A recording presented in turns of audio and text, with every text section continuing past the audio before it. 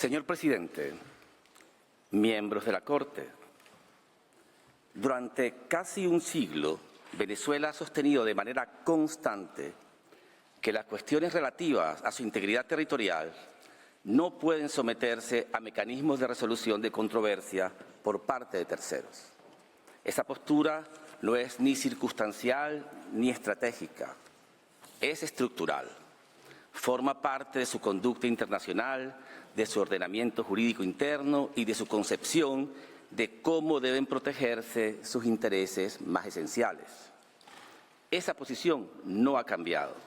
Venezuela no ha consentido en ningún momento someter esta controversia a la jurisdicción de ninguna corte o tribunal arbitral. Ha sido reafirmada de manera inequívoca en el ámbito interno. En el referéndum consultivo celebrado el 3 de diciembre del 2023, el pueblo venezolano expresó claramente su rechazo a someter esta controversia a la jurisdicción de la Corte. Esa manifestación refleja en términos de voluntad soberana una línea de conducta coherente. En ese entendimiento, Venezuela se encuentra hoy aquí porque no puede permanecer en silencio ante un proceso que Guyana pretende utilizar para redefinir unilateralmente tanto la naturaleza de la controversia territorial como el alcance de las obligaciones que vinculan a Venezuela y a Guyana en virtud del Acuerdo de Ginebra. Venezuela comparece hoy por la responsabilidad de responder a la narrativa errónea y engañosa de Guyana y de exponer claramente la verdadera configuración jurídica de la controversia territorial, así como los límites que el derecho internacional y el propio Acuerdo de Ginebra imponen al intento de Guyana de transformar de manera fraudulenta la controversia y las obligaciones vinculantes. Señor presidente, miembros de la Corte, Venezuela tiene una larga tradición de derechos históricos sobre la Guayana Esequiba, derivados de la presencia del Imperio Español y de la República Venezolana durante siglos. De hecho, hasta el propio río Esequibo debe su nombre al explorador español Juan de Esquivel. Holanda llega al territorio cuando todavía era parte del Imperio Español y adquiere su independencia en 1648 con el Tratado de Münster, el mismo tratado donde España le reconoce a Holanda el territorio al este del río Esequibo. El Imperio Español tenía absolutamente claras sus posesiones en la Guayana Esequiba, las cuales defendió frente a los holandeses en un permanente proceso de expulsión de incursores ilegales, demostrando el control sobre el territorio. Venezuela ha presentado una exhaustiva lista de mapas que demuestran la existencia de posesiones holandesas al este del río Esequibo y las españolas al oeste del río Esequibo. Pero si eso no fuese suficiente, los propios británicos han confirmado esta misma realidad. Solo un empleado pagado por el Imperio Británico para justificar su voracidad territorial en búsqueda de oro, el alemán Robert Schönburg, aparece a partir de 1835 trazando una línea arbitraria en territorio venezolano que se intentó imponer como frontera. Venezuela nunca reconoció ese acto criminal, perpetrado no por un explorador naturalista, sino por un agente al servicio de la ocupación. Los británicos entraron en nuestro territorio en los años posteriores siguiendo la arbitraria línea de Schönburg y luego, en 1897 y 1899, quisieron legitimar el robo. La lucha de Venezuela por su integridad territorial e independencia ha sido continua. Nuestros derechos territoriales sobre la Guayana Esequiba fueron sistemáticamente erosionados durante el siglo XIX por el Imperio Británico, que ambicionaba apropiarse de la mitad de nuestro territorio.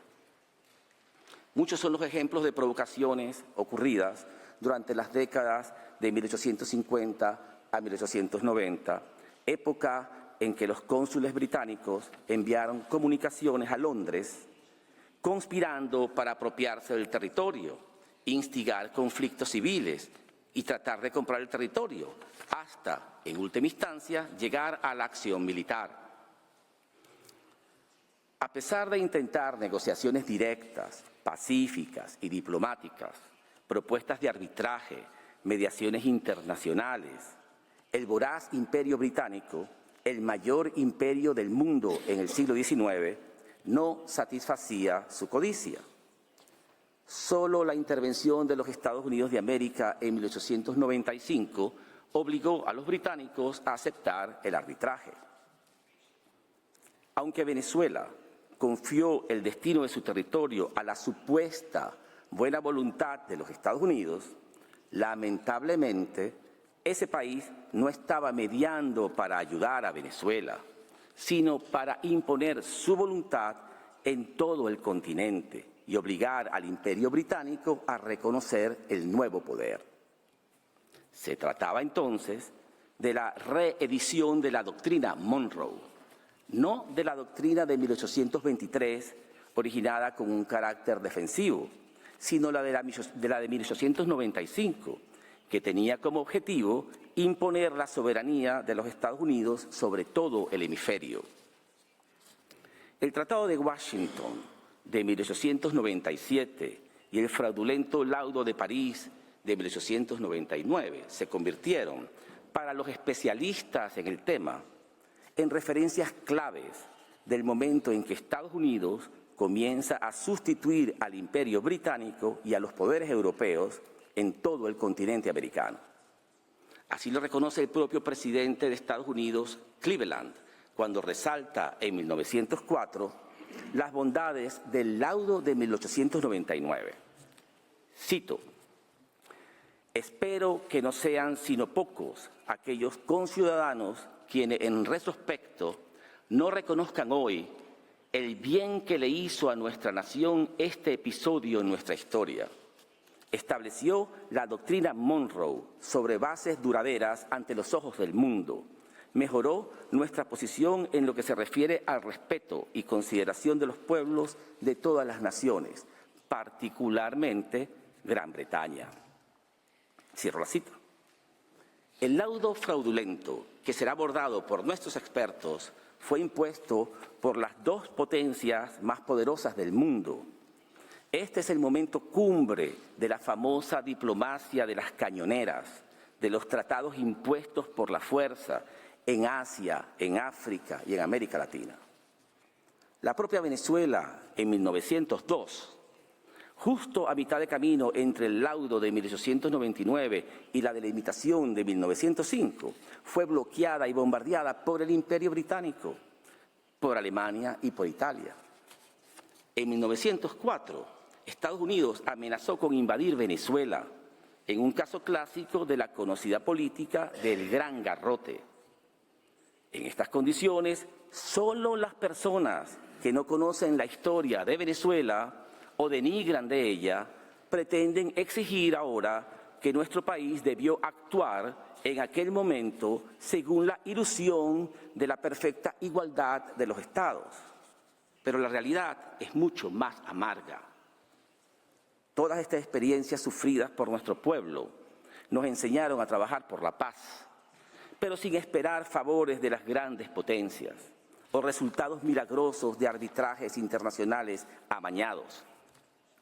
Ello dio origen a nuestra tradición de no reconocer la jurisdicción de tribunales arbitrales o cortes de cualquier tipo para resolver asuntos relacionados con nuestra integridad territorial.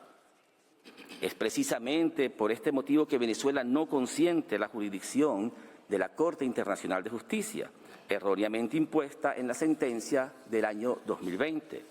Respetuosamente desconoce su jurisdicción para tratar y decidir esta controversia.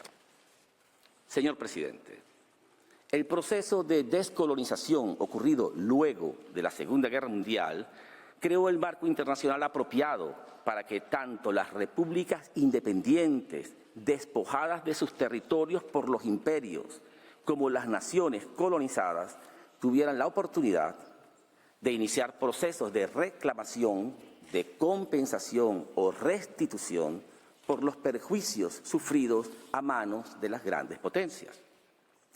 La Organización de las Naciones Unidas y de su Comité de Descolonización sirvieron a muchos países como plataforma para iniciar en el marco del derecho internacional y sin amenazas de uso de la fuerza, negociaciones con las potencias coloniales con el objeto de restituir sus derechos territoriales históricos. Venezuela ha estado a la vanguardia en la lucha por la descolonización de los pueblos del mundo y de los territorios no autónomos y de su propio territorio. Por tanto, su conducta es eminentemente antiimperialista y es imposible engañar ahora a la opinión pública mundial tratando de presentar a Venezuela como un país que representa un peligro existencial para sus vecinos. Todos los procesos de descolonización del mundo, incluido el de Guyana, han sido apoyados por Venezuela. En 1962, nuestro canciller Marcos Falcón Briceño planteó formalmente la reclamación venezolana por la Guayana Esequiba, precisamente en el Comité de Descolonización de las Naciones Unidas. Esa reclamación originó las negociaciones que dieron vida al Acuerdo de Ginebra de 1966, cuyos efectos se mantuvieron en el tiempo entre Venezuela y Guyana hasta que, en el año 2015, intereses energéticos instigaron un cambio de posición en el gobierno guyanés. El Acuerdo de Ginebra es, por tanto, un instrumento de descolonización por excelencia. Al tiempo que Guyana lograba su independencia, Venezuela sentó las bases para que le fuera restituido su territorio colonizado por el Imperio Británico.